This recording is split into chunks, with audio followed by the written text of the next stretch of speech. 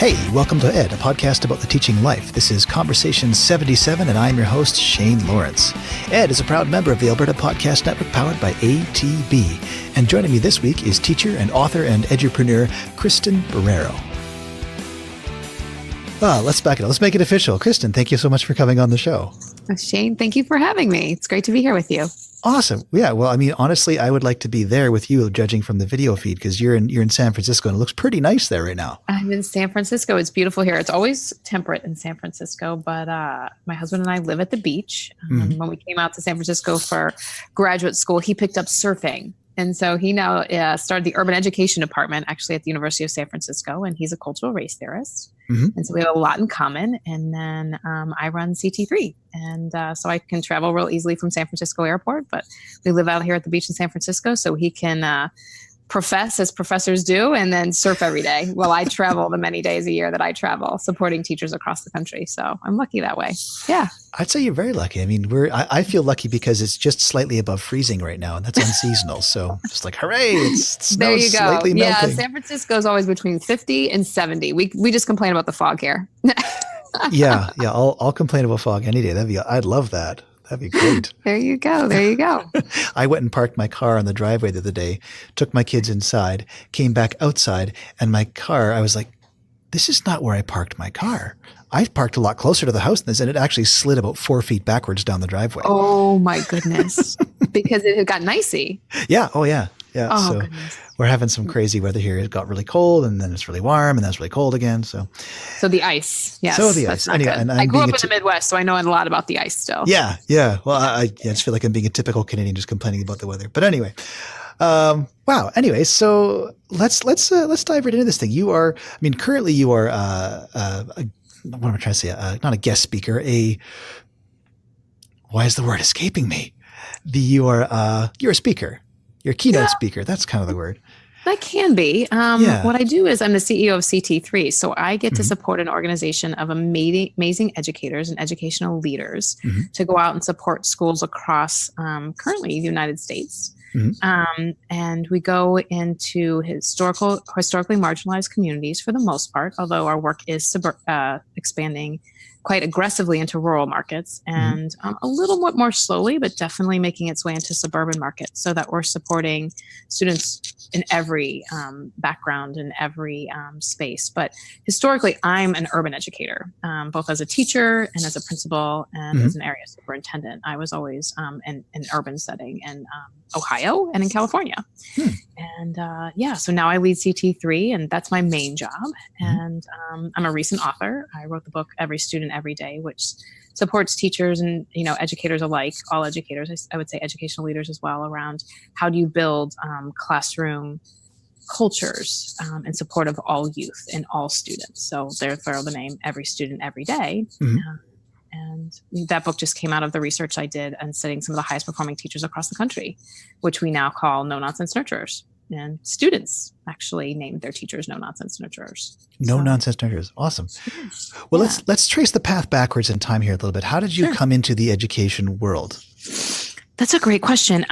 So I was very blessed. My parents moved to a part of Ohio where we had really good public schools. My parents were fans of public education, and so had the ability to move into an area of Cincinnati, Ohio, where we had just amazing access to schools. And that actually paid off really well for me, because I was an interesting kid in that in first grade, they realized I was dyslexic, but I was also testing well above grade levels. So while I had a reading disability, I was also like in the gifted and talented programs.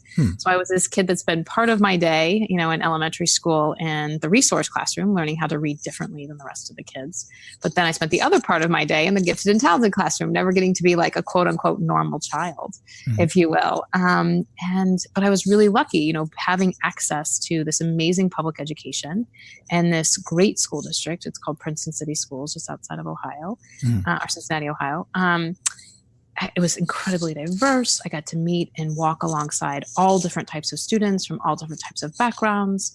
And so the thoughtfulness of my parents really set me on that tone of I wanted to be a teacher someday. And I think it's the teachers that helped me to figure out both how just because I read differently didn't mean that I was dumb. It meant that I was still very capable.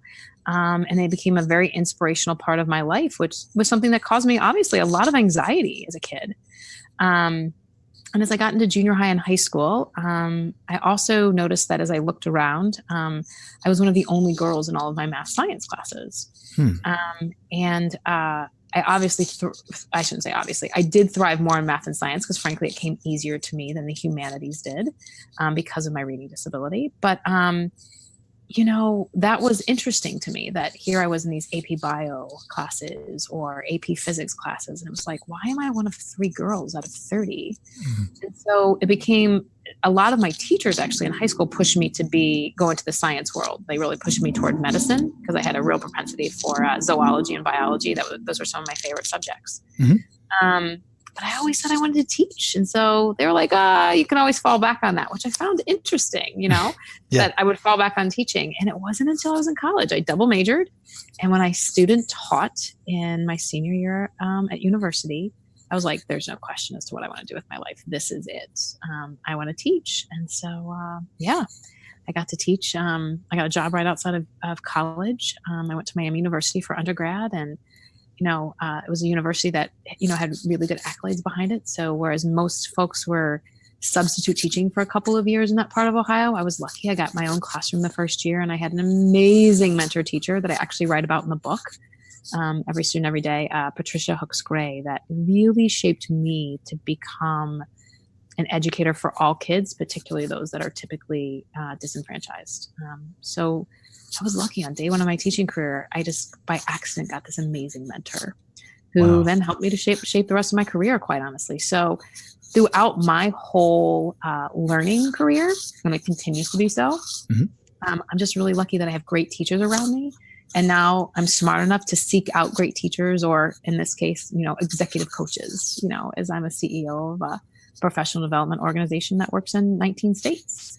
And so, it's the thirst for learning and the ability to engage with folks that really think that youth are the key to tomorrow. And frankly, some of it's selfish. They're going to be who's going to be taking care of me in my old age, right? And then the other parts of it is that it's a real, for me, education is a social justice and equity issue. I'm not quite old enough to have marched on Washington. So I feel like this is my ability to march on Washington and really take a stand in what equity should mean across not just the United States, but across our world. And I think education is one of those key opportunities to really provide equity and choice.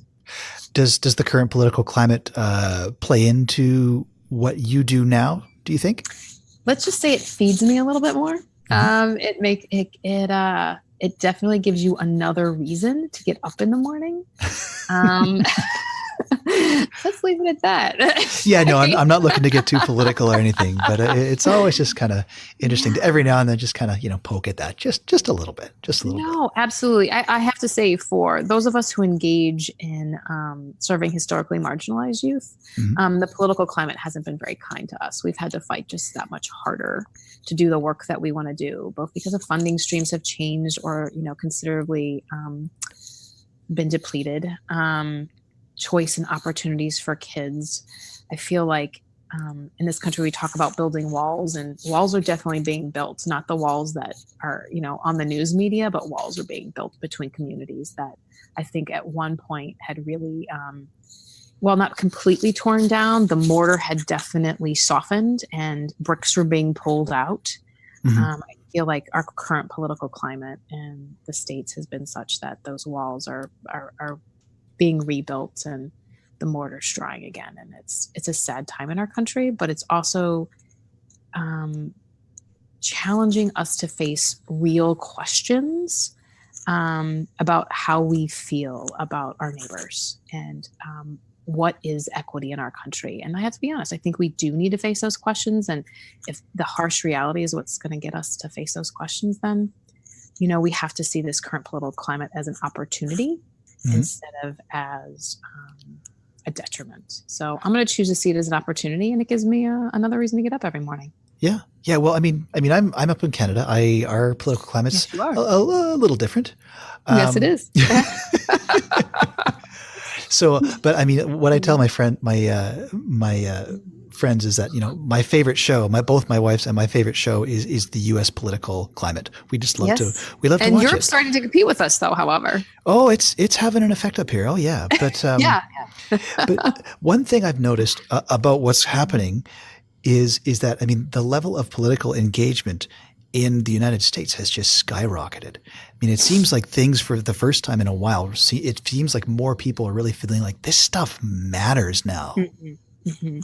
Politics matters, I think, definitely. And in terms of education, you're right. As educators, you have to try to remain politically agnostic in a lot of ways because you want kids to learn to think and feel and judge and vote, right? Mm-hmm. When they get the opportunity at teen, based on their morals, their communities, what they think are important, what they think is important to them. And so I think, an equitable education and one where kids are really challenged to, question politicians and question policies and laws is one where we're really bringing democracy into the classroom. Mm-hmm. I think that's really hard to do. We need, every student every day. And the work that we do at CT3 is really about supporting teachers with the strategies and the relationships. All of it comes to the cornerstone of building life-altering relationships with the youth that you serve so that you understand them, you understand their communities, and they really become your cultural competency trainers. They are masters of their cultures and their communities. And even if you're coming from outside the community into a school every day, you can still have a lot of impact if you are a listener and you humanize yourself and you humanize the kids in which you're charged to teach every year. Mm-hmm. And I think in the end, we become better human beings if we engage in that way. And so when it comes to politics, it's not about, the politicians themselves always. It's about what do kids see as being the needles that they want to move in their communities, first locally, and then in their larger communities and in their states, and then eventually, nationally and internationally. Just giving kids those opportunities to really study and seeing how history indeed does repeat itself and play itself mm-hmm. and give us the best comedy in the arts and in film. Right now, we have a little bit of reality TV going on here in the States, I think. Yeah, something like that.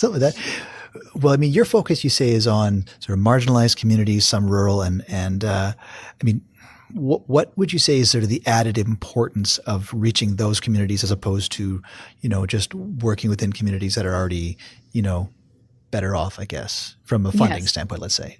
So what I'm starting to learn, because I've been in education almost 25 years now, mm-hmm. And I haven't worked in suburbia. That's where I grew up. So folks assume that I'm an expert. I'm not. Just because you go to school doesn't make you an expert at school. Just because you grew up in the suburbs doesn't make you an expert at the suburbs. It's where you choose to spend your time and your energy that grows your level of expertise and interest. And so what I'm learning about the suburbs, I'll start there as our work starts growing in there, is that teachers also need to be fed and developed, and they want to build rigor and access. And our suburbs of the larger cities and the rural areas are really starting to change and becoming far more diverse than they used to be. So the need for equity in those classrooms is paralleling the need for equity in the rural and urban communities. And I think that's all over the world. I think that would be true in Canada. It's certainly true in the United States. I hear about it in England quite a bit, mm-hmm. and we talk quite a bit about it. I think you see it in the climate and the information that we get on mainland Europe as well. We've done a little bit of work in Shanghai. We see, some of that even happening in China, I think that, as our world becomes more global, the need for relationships and the ability to build those relationships and the interconnectedness that teaching calls for is much more important, because I used to think it was just about historically marginalized youth that needed to know you care before they cared to learn about you. Mm-hmm. And I'm quickly learning is that that's actually all youth. They need mm-hmm. to know their teachers care before they care to learn. And not just from them, but with them, because I think that's a really important distinction that we have to be thoughtful about. Kids are growing up much more quickly than you or I did, right? And I think a lot of that has to do with media and technology. In a lot of ways, it makes them smarter on certain things. Mm-hmm. And so being able to, intercept and engage alongside that knowledge Yeah. is really important. And how do we take the things that are important to today's youth and recreate classrooms so that they serve kids is of growing importance. And the only way we can really do that is the way that we build relationships and understand the kids that we stand in front of and next to every day. All right, we're going to get back to me and Kristyn in a second, but first I want to tell you about Park Power. Park Power is owned by Chris Krasowski, and he has a growing and well-deserved reputation for being a guy who cares. If you're in the Edmonton area, you may have seen him around town in his signature bow tie, supporting local causes and boosting local businesses. He walks that talk with his business, and it's why Park Power shares 10% of its profits with local charities. Current community partners include the Boys and Girls Club of Strathcona County, the Alt View Foundation for Gender Variant and Sexual Minorities, the Festival Place Cultural Arts Foundation, Muscular Dystrophy Canada, the Canadian Parks and Wilderness Society, and the Saffron Center, which supports those affected by sexual violence. When you sign up, you get to choose which partner gets to share in the profits. You can learn more at parkpower.ca. All right, let's get back to me and Kristyn. So would you say with your approach then, are you happy with getting away from sort of, the brick and mortar thing and the money thing? Are you happy with the state or the design of public education, or is part of what you want to do? No. Okay. No. Yeah. What do you think about that? What do I think about the state of public education? That's a big question. I think that might actually be a dissertation topic, Shane. Oh, for sure. But I guess, so trying to put a finer point on it, because maybe it's a lousy question too, because it is so big. But I'm talking about like the design. Do we need to actually change the way we do things? Do we need to change the design of our classrooms? Do we need to even have classrooms? That's where I'm coming from here. Yeah. I think that's a localized decision. It's not a decision for me to necessarily make. I think I'm not even a huge proponent of like national curriculums and those kinds of things, because while they do provide guidelines and some levels of accountability, which I think can be really good for us in our profession, I'm never one to sway away from levels of accountability. I do think that localizing the decisions and bringing those back to communities and having families involved in those decisions is really important. So I think my feelings around this, and they're ever evolving, I want to really own that. How I feel about this a year from now or 5 years from now will change likely, but I think that's something that we need to get into our communities. And what is it that our communities think best serves kids?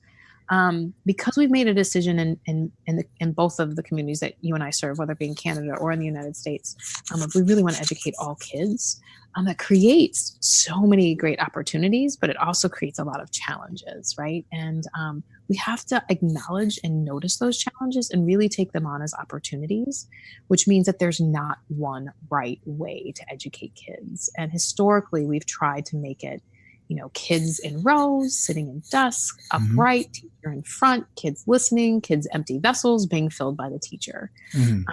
No, I'm not a proponent of that kind of education. I think, student voice in the classroom is incredibly important. While there are sometimes, ways that, teachers are doing some focused instruction or direct instruction to students to build their background knowledge and build a sense of collective and shared knowledge in the classroom can be really important. It can't be all that we do. And I think that's what a lot of folks think that educating is. And I think we need to get away from that. Kids are not empty vessels. They are bustling with information, background knowledge, and they have so much to teach us as the adults in their lives. And we need to make sure we see them as rich, whole individuals with hopes and dreams and relationships that not only we build to support them, but they support us as teachers. We have so much to learn from them. So I think there's a lot of different classrooms that should be out there. And I think that classrooms themselves, a teacher shouldn't make a decision on this is how my classroom always is, but rather have systems and policies and procedures so the classroom can change dynamically based on the lessons that we're teaching or the collaborative groups that we're engaging in or the topic that we're trying to tackle in the day. But because we have strong policies and procedures and high expectations for youth, and we can set them up for success, then we can change what the classroom looks like and feels like for a student, because they feel safe and engaged and they're willing to take risks. And the only way they're going to do that is if they have those life-altering relationships with teachers. And so what a lot of our work does is, what are the steps in order to get to building those relationships? And then once you are starting to build those relationships, what are some strategies you can use to deepen those relationships with kids? Right. Well, I think that kind of comes back to something that really stood out for me when you were telling me about how you got into education, and talking about just there's certain kind of key people in your life that helped you along that path. I mean, whether you knew it at the time or not. I mean, Sure. That's kind of what we're talking about here is, I mean, ideally, like, wouldn't it be great if we could just get rid of these classrooms that are full of, 30, 40 kids and have smaller groups that you can, mentor and nurture in that way and have those stronger relationships with? Because I feel like that's one of the biggest hurdles to get over in public education, is that huge group kind of thing. It can be, although I also want to highlight those teachers. Like, I've seen teachers in my life, so I agree with you in general, but there are outlier teachers that I once had a kindergarten teacher come to me, and one of his fellow teachers was really struggling, and he made the offer. He's just like, give me the bigger classroom and I'll take all 40 of them, and they'll all be reading at the first grade level at the end of the year. And, I'll co-teach, but I'll lead. And, you know what? He could do that. He could build relationships, deep, life-altering relationships with 40 kindergartners. And he could ensure that all of them were where they were. And he was an outlier. I want to be clear. Mm-hmm. So I don't want to just limit it to a way of doing it. I think we need to that's where educational leaders become so important, is that we create policies and procedures that limit us from having those choices. Because in general, smaller class sizes is probably a great way to move in order to deepen and further relationships. But we have some teachers, and that's what we did when we were studying who no-nonsense nurturers were, these highest performing teachers, is that really they were outlier teachers. And it was codifying their practices and what they were doing so that we could give access to all teachers that wanted to learn about this. And it wasn't that you had to figure it out on your own. Right. So what were these high performing teachers doing? And the teachers that we now call no nonsense nurturers, which again, kids really coined that term. When I was coding surveys from kids, when they were talking about their high performing teachers, they would talk about the warm and the demanding of these teachers. They would talk about the high expectations, but the care that they brought. They talk about the no nonsense aspects of them and the very nurturing aspects of their teachers. And the codes really brought out is like, oh, these teachers are no nonsense nurturers. So kids really did name the work, but it was, what were these two teachers doing at the beginning of the school year to set their class up for rigor and success? The types of precise directions they were giving, how they were noticing or narrating students who were following those directions, the accountability systems they set up to build collective efficacy amongst their students around achieving academic or behavioral goals. Mm-hmm. And then also how they were holding kids accountable through consequences, predictable, but not demeaning. There was no punishment in their classrooms. They held kids to high expectations because they cared too much about them. And if a student had a consequence, it was something that, what was a student doing, but also how is a teacher re-engaging around a relationship to further build up that student and make sure that student felt blessed in that classroom and heard in that classroom. What was the key to unlocking that engagement for that student? And that all those steps really leading up to being able to buy your time so that you're continually building relationships. And what does a relationship building schedule look like? Because if you don't plan for relationships, it's kind of like the gym. Shane, if I sign up for that bar class, or if I put in my calendar that I'm going to go work out at the gym, I'll go do it. But if it's not in my calendar, I return a few more emails, or, I hop on the phone with one of our associates at CT3 and, I'm excited to get to coaching with them or what have you, or, right. with one of our partner schools. Something else becomes more important, and relationship building is akin to that, and that we have to really plan for it and be purposeful about it so we don't take it for granted.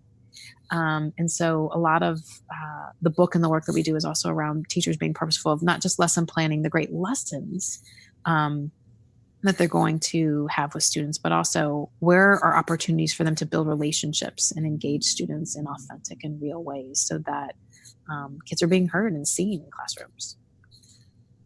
All right. Okay. The word that just comes to mind is just next level. This is next level stuff. I like the way you're thinking about this, and it's on a different plane of existence than the way I've been thinking about it. And I like that. I like that very much. Well, the reason it exists, Shane, is because I was failing as a principal. Oh, okay. How? In what ways? innovation comes out of necessity, right? Who said that? Einstein? Somebody said that? Somebody smarter than me said that. Yeah. Somebody smarter than me said that. Yeah. But so I was a young principal, and my first couple of staffs that I got to engage and hire and bring in, they were all outlier teachers. But as my network of teachers and my network of schools grew, I couldn't hire just based on outliers. I had to be responsible as the principal or as the superintendent, area superintendent, for developing them, right? Which is, to be quite honest, the right thing and right space for me to be in. And when it came to pedagogy and instruction, I felt like I did a pretty good job. When it came to classroom management, I failed my teachers miserably. And so I brought in the experts, and the experts did not meet the needs of the students that I served. And after a couple years of failing then with the experts, I realized that if I'm going to figure this out, nobody's done it yet, or I haven't found them yet. And I'd been searching high and low for them. So that's when the research began. And so one of the experts that I had engaged with was Lee Cantor. And Lee Cantor had written probably 40 classroom management books. And he was who I studied while I was at university. And I have to be honest, like, his work was fine, but it was written for suburbia, and there's nothing about relationships. There was nothing about critical consciousness about your youth. The consequences were more, I don't think he intended them to be more punishment oriented, but they weren't, about holding high expectations necessarily. It was more about keeping order, might be a fair way to put it. So I wasn't a fan. And I told him, I'm not a fan. And he was like, wait a minute, but I'm Lee Cantor and I've written 40 books. I said, I understand. Not a fan. So the cool thing about Lee was that got into his hearing. He's like, well, what do we need to do differently? So I said, we need to go out and study, and we need to figure out what the it is, because this isn't the it. It might be part of it, but it's not the it. And so we went out and we started studying it. And we studied those high performing teachers that, look like outliers, and we just codified their practices. And I'm not saying that that's easy research, but we figured out what they were doing, and whether it was in New York or Memphis or New Orleans or Charlotte or Oakland, California, there were very similar things. While there were some cultural differences versus if you were in the North or the South, a lot of the things were very similar that these outlier teachers were doing. And the outlier teachers that we now call no-nonsense nurturers were teachers that showed at least a year and a half worth of growth in student achievement. They got really high marks in student surveys and in family surveys. And their administrators acknowledged them as being some of the highest performing teachers in the school. So that was the rubric that we went in with as we studied these teachers. We just codified their practices. And then we came back, and for the organization I was working for at the time, we started training teachers. Right. And then we started using cognitive coaching practices on how to do classroom management. And the 27 coaches we had, they all came back, and I knew these coaches were good because I'd seen them move teacher practice around instruction. And they had great relationships with their teachers and stuff, but they came back and they said, it doesn't work. And I'm like, what doesn't work? And they're like, well, we don't know if it's the codification, the research, or if it's the coaching model. And and many of them were feeling like it was more of the model of coaching and the protocols that we had, because it was different. Teachers couldn't, because teachers would sit down and say, yep, I will do that in my classroom. But then they get back in front of the classroom and they wouldn't narrate, or they wouldn't remember their precise directions, or they would become afraid to hand out a consequence or an incentive. And they would fall back into their same old ways. And one of the coaches got into my hearing when he said, Kristyn, I just need to be an angel on their shoulder, and I will prevent the train wreck from happening. And I didn't know what it was about that statement that caught me, but a couple weeks later, I had just finished my dissertation at Berkeley, so I was sick of educational research, so I wasn't reading it for a couple of years. Yeah. And so what was I reading? I was reading medical journals. Nice light reading. Yeah, nice light reading. But what I was really interested in at that time, this is 12 years ago, a lot of medical journals were writing about checklists in hospitals and like to making sure that patients weren't falling through the cracks and stuff like that. And so for me, it was like, ooh, how do we use these checklists to make sure no kid falls through the cracks of our education system? So I was really trying to think about what the application is here.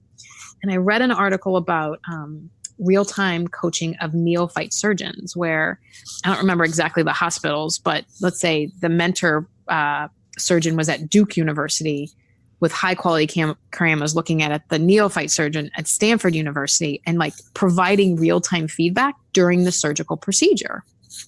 Mm-hmm. So this coach just a couple weeks earlier had said, hey, I need to be the angel on their shoulder. And then I'm reading about real-time coaching and I'm thinking, okay, well, patients are under anesthesia. So we have to be a little bit more transparent with our students because they are not under anesthesia, right? They are alive, well and kicking. Thank goodness, right? Yeah. How do we take this kind of a practice and implement it in classrooms? Because of any profession, teachers deserve feedback, and teachers deserve feedback in real time so they feel and experience success because they work so hard and are so invested in what they do. So Lee had actually been thinking on similar lines around how do we support teachers. And so it took us about 18 months to really figure out what those protocols look like. Like, how do we baseline what a teacher is doing? How do we set them up for success in a pre-conference? How do we actually put a bug in their ear and cue them, within the rhythms of the classroom, keep the cues short, using the common language that we've developed around no-nonsense nurture. So, one word speaks a volume to them. And then how do we also unpack and debrief with teachers and, a post-conference session so they feel empowered, so they recognize and unpack the successes that they've had, but also then have one or two things, we call them deliverables, that they're working on to move forward. And that took us a good 18 months to figure out. And we started with high-performing teachers first, then we went to more middle-performing teachers, and then we went to new and struggling teachers to really codify and get to the right protocols. And to be fair, the protocols have improved significantly in the last 9-10 years too, because we're always learning new things or we're going into new environments. And so then we had the real-time teacher coaching practice. And so when we studied it, we realized that for new teachers, this worked for 93% of them, this type of coaching. Wow. And for teachers with 0 to 17 years of experience, it worked for 85% of them. And what we found was the biggest variable as to whether or not real-time coaching worked for teachers was their will to be coached. So we had developed this will skill, like the McKenzie 4x4 matrix, this will skill matrix. And as we were studying the work, the coaches were rating the will and skill of their teachers. And the teachers that the coaching wasn't working very well for showed very low on the will matrix. And I'll be honest with you, Shane, I don't have the magic pill for that. Right. I think that that's a professional obligation that we each come to as teachers, as educators every day, is with the will to improve our practice for kids. The greatest thing and the most frustrating thing about teaching is that there's always something else we could be doing, right? Oh, yeah. Which keeps us engaged for 30 years without getting bored, right? Or 40 years or whatever it looks like. But it's also like, oh man, I could have done that differently. But it's, but if we take it on as opportunities and embrace the feedback and really approach that with a growth mindset, like the impact that we can make on youth is incredible. And it makes our job one of the most valuable out there other than parenting. And parenting technically isn't even a job, right? So we have the most valuable job, so, and I'll argue anybody, what's the most important job? And I will win, Shane, when I prove that teachers have the most important job. I win those debates.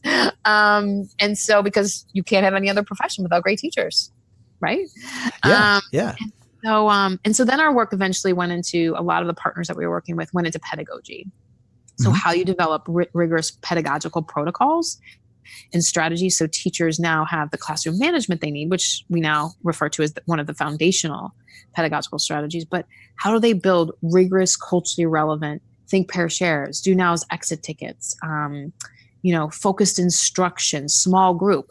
So things that have been written about for 40, 50, 60, some of them 80 years in educational journals. But now how do we put the lens on making them culturally relevant and competent for all teachers?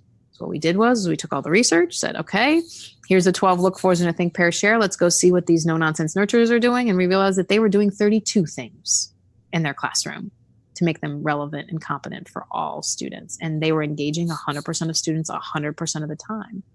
And so we just kept researching those teachers, and again, then codified it, put it in some online courses, developed the protocols to train coaches on how to coach teachers. And we've got rigorous pedagogy, and that's the work that we do. I'm curious.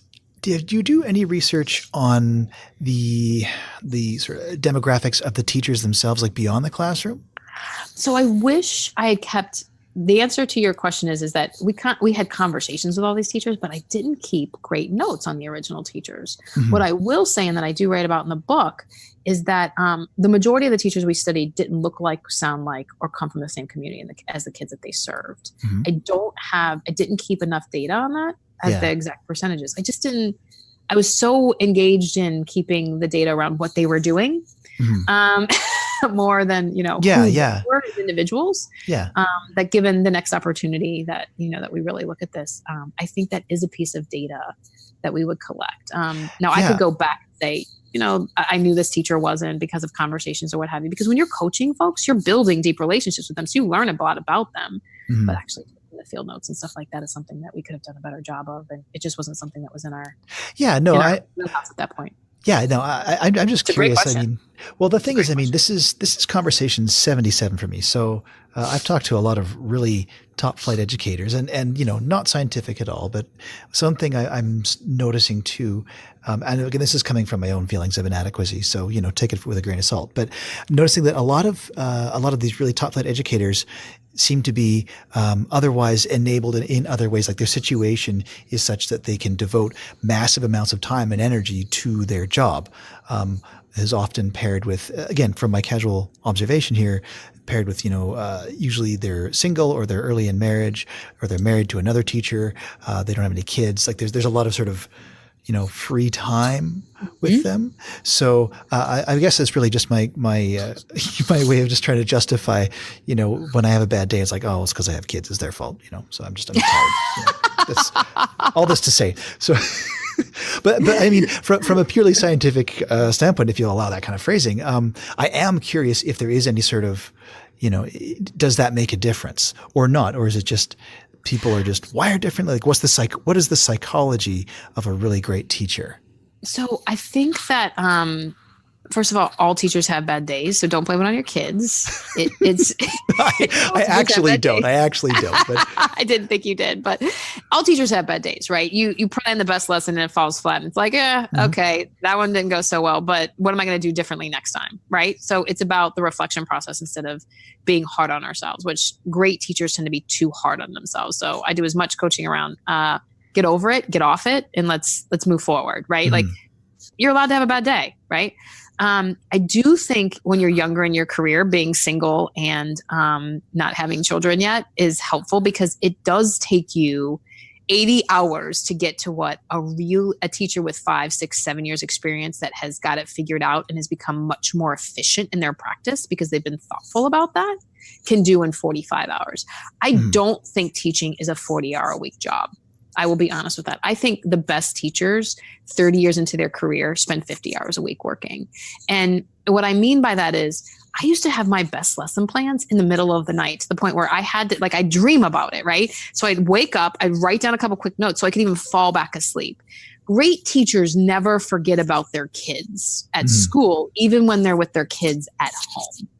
However, they do become more efficient and effective in how they use their time. Namely, when you're at the beginning of your career and you're planning that second grade reading lesson, it takes you 2 or 3 hours. Oh, yeah. When you've done it a handful of times, it takes you 15, 20 minutes. Yep. So now I used to spend 2 hours building relationships and 3 hours doing that lesson plan. So for a total of 5 hours. Now it takes me about 15 minutes, but I'm still spending the 2 hours building relationships. Right. But I've gone from 5 hours to 2 hours and 15 minutes, 2.5 hours. I've gotten significantly more efficient in what I'm able to do. So yeah, earlier in your career, that's really important, to be able to have that time and space to be good enough or feel like you're good enough, right? Oh, yeah. But as you get further down your career and if you're really reflective in those early years, and if you continue to be reflective, your level of efficiency can, increase by 100%, I think. Oh, yeah. And so, but still give yourself the ability to have a bad day. Yeah. We all do. Oh, I know that.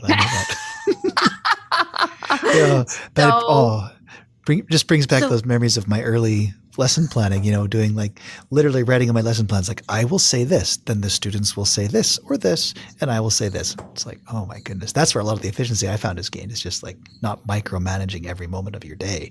Sure. Yeah. And I think it's not just that way as teachers. I want to talk to the principals out there. Do it. Principals is the same way, right? So our organization, our last body of work is that we also do real-time leadership coaching, where we coach leaders in real time when they're with family members or when they're with their teachers, so that they become more efficient and adaptive to their stakeholders, which are now more adults, right? Because they have to support adults and supportive kids. And so principals a lot of times are even harder on themselves than even teachers are, because, they're supporting 600 kids now instead of 30 or 180 if I'm a high school teacher. And you're going to have bad days. You're going to have mistakes. You're going to make missteps. The key is to learn and reflect, own it. You want to build a relationship? Apologize when you make a mistake. Mm-hmm. When you're a teacher, apologize to your students if you make a mistake and own it. It's a huge relationship builder. When you're an administrator, and if you screw something up, or if you misalign information, or you don't support a teacher in the way that you intended to, apologize. It's a relationship builder, and then change the action. Mm-hmm. What would you? If you bypass it, or if you gloss over it, you deplete the relationship. Right? You take away from your ability to build a relationship. When you own it and you change action because you recognized it, mm-hmm. you build relationship. You don't always have to be right. You have to be always learning. Mm-hmm. Yeah. I think that's a big mistake that a lot of early teachers make as well. And possibly new principals, just that the notion that, you have to be right. I mean, that's no, you don't. Oh, I know. But I mean, that's, I know. I agree with you. I'm just reinforcing. Yeah. Yeah, I know now. But boy, the first few years of my teaching, like I was just terrified, right? Like, oh boy. Well, absolutely. Because we also make a mistake sometimes, I think, with new teachers. And I certainly experienced this. And I was lucky again. I'll go back to the mentor teacher I had and Pat. I go into her classroom. I'm like, how am I ever going to do that? And she's like, you have to do it tomorrow. This is 27 years, darling. You know what I mean? Yeah. She was clear. She's like, we're going to get you there in the next couple of years, but this is not who you have to be tomorrow. Yeah. Yeah. You know what I mean? And so, but giving teachers permission, to grow and get there is also really important. But how do they get there? They have to be supported. They have to be developed. And that we need to make coaching a part of a teacher's training and a teacher's development, and frankly, a teacher's support. If I'm coached, I feel supported. I feel heard. I feel listened to. I don't feel isolated. I like so many teachers feel isolated. Yeah. Tell me about it. Yeah. Yeah.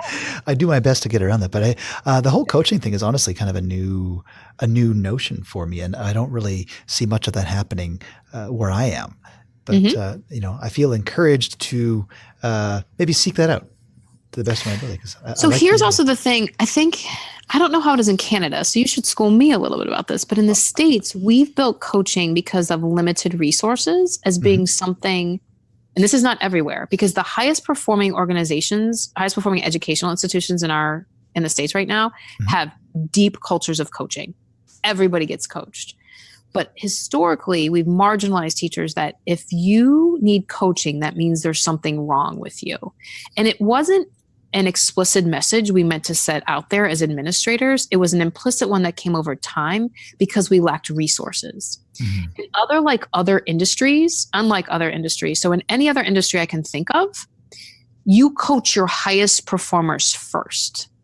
In education, because we're always operating, I shouldn't say always, we are often operating with the idea of scarcity. We've reserved coaching for folks that are new or struggling. So it's become only quote unquote okay to be coached if you're a new teacher or if you're struggling. And if those are the only folks that are getting coached, then if I'm a 15-year veteran, then that means I'm not supposed to have access to coaching. Nope, that's a paradigm I need to fight. Because that's actually the time in your career where coaching becomes incredibly important, because you have influence then, incredible influence over the new and struggling folks. Mm-hmm. And so we need to figure out the paradigm that we've created around coaching. And again, I'm not sure if it's the same way in Canada, but it's been out of scarcity here. I would imagine it's probably not that much different. And we have to create cultures of coaching which means also cultures of support for our teachers in every school building. Because then you can start examining, what do the kids need? What should our classrooms look like? We can be critical in our thought and experiences that we bring to our kids if we are truly supporting teachers and coaching them. Let's put it this way. Down here, the quarterback has a bug in his ear on Sunday. That's true. Why shouldn't the teacher? He gets paid millions of dollars. Yeah. He's entertaining a few folks, right? The teacher's impacting lives. Serena Williams, when she gets out on that court, if her coach said, let me wait and give you feedback till after lunch, she'd fire them. She expects the feedback now and in real time. Yeah. Wow. Right? Yeah. No, why aren't we gracing our teachers with that? Yeah. Well, do you want the resident that's seeing you in the hospital when you go to the ER for the doctor to hold back and not tell her what she's doing wrong or him what he's doing wrong when they're putting stitches in your son? Yeah. Nope. You want the real-time coaching. Yep. You want some real-time feedback. And with real-time feedback, then I get to experience success. And if I experience the success and know what it feels like, sounds like, tastes like, I replicate that success over and over and over again. So now I just impact more and more kids. And I don't get burned out as a teacher, right? Because the more success I feel, as teachers, we're always going to work hard, Shane, right? Yeah. We've got the choice. Do we walk out of that school building every day tired with a smile on our face, or tired, like exhausted and depleted? You're going to be tired, but do you want to be stoked about what you just did? Or do you want to be exhausted and questioning why you made the decisions that you made? Mm-hmm. Right on. I'm sold. I mean, it's just, that's how I think about it. But, all this work came out of necessity. I was not good at supporting my teachers, so I had to figure out a better way. Fantastic. That's it. All right. That's all. Necessity. Right. Well, Kristyn, thank you very much for sharing all this. You are just obviously sitting on a mountain of experience and wisdom, and I appreciate getting just a little taste of that today. Well, thank you. And I'm not sure the mountain that I'm sitting on. I think I just continue to try to learn from and along with all the great educators that I get to experience every day. Well, and I hope that, the manuscript, Every Student Every Day, gets out there and it supports more teachers. The purpose for writing that book was, honestly, I didn't have any interest in writing it. And enough folks asked me that I finally said, okay. So I just hope that it impacts and supports. While it doesn't come with the coaching, it does come with some videos and with some really practical things and reflection activities that hopefully will help more teachers so they don't feel like that they have to be an outlier to be successful. Mm-hmm. Like every teacher can be a great teacher. It just takes the will to improve your practice and seeking out that mentor or that person that is invested in you and invested in your kids. It can happen for all of us. Absolutely. There's no secret sauce. So hopefully that book just helps to codify the practices a little bit more for teachers. Awesome. Well, if people want to get a hold of that book, or they want to get a hold of you, how can they do that? So the book is on Amazon. So Every Student Every Day, a no-nonsense nurturer's approach to reaching all learners. But you can get it on Amazon. Solution Tree is the publisher. So you can also get it off their website.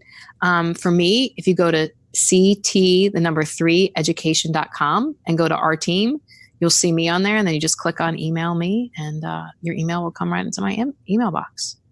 Beauty. All right. That's CT3education.com. Yeah. We'd be happy to support anyone. We have all kinds of online resources and those kinds of things that we'd welcome teachers to access. Beautiful. Right on. We'll include that in the show notes. Yeah. Well, great. All right. Well, thanks. This has been great just chatting with you today. Shane, so much fun chatting with you, and thanks for what you're doing, and thanks for putting out, innovative and thought leaders through your podcast. Definitely appreciate you taking some of your time away from your students at school and your kids at home to do that, to impact more teachers like you. Oh, not a problem. This is fun. No, that's good. I'm glad. Well, if you have any follow-up questions or whatever, I hope you'll reach out. Absolutely, I will. All right. Take care. Be well and have a happy holiday. Thanks. You too. I will. Right. Bye-bye. Bye-bye. This week's episode of ED is brought to you by the Well Endowed podcast by the Edmonton Community Foundation. It's hosted by Andrew Paul and Elizabeth Blomkink and explores the impact of passionate people who are working to make Edmonton a strong, vibrant city to live in. The Edmonton Community Foundation helps people create endowment funds, and the podcast tells the stories of how those endowments intersect with the community. It comes out monthly, and if you'd like to listen to the show or read the show notes, you can subscribe at thewellendowedpodcast.com. And if you want to get in touch or you'd like to be a guest on this show, you can email me at theedpodcast@gmail.com or hit me up on Twitter at theedpodcast. If you want to listen to more of Ed, head over to the website, theedpodcast.podbean.com, or you can find us on Apple Podcasts, Spotify, or the podcatcher of your choice. Just search up Ed Conversations. Ed is a proud member of the Alberta Podcast Network, powered by ATB. You can find this and all other member podcasts at albertapodcastnetwork.com. And Ed can also be heard on Voice Ed Radio. It's 24-hour internet broadcasting devoted to the best ideas in education. Just head over to voiced.ca. So, on behalf of myself and Kristyn, thank you very much for listening, and we'll catch you next time. Bye.